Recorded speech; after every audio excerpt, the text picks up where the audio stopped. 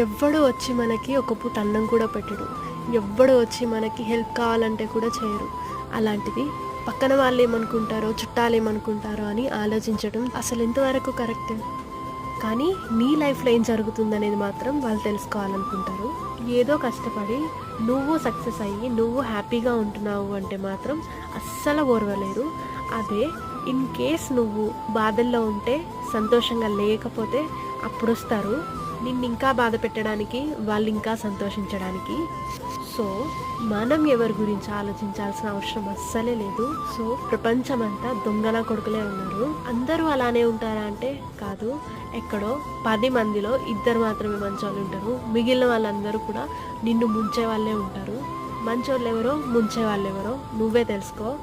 ఎవరిని ఎక్కడుంచాలో అక్కడే ఉంచాలి. మీరేమంటారు? నేను చెప్పింది కరెక్టేనా?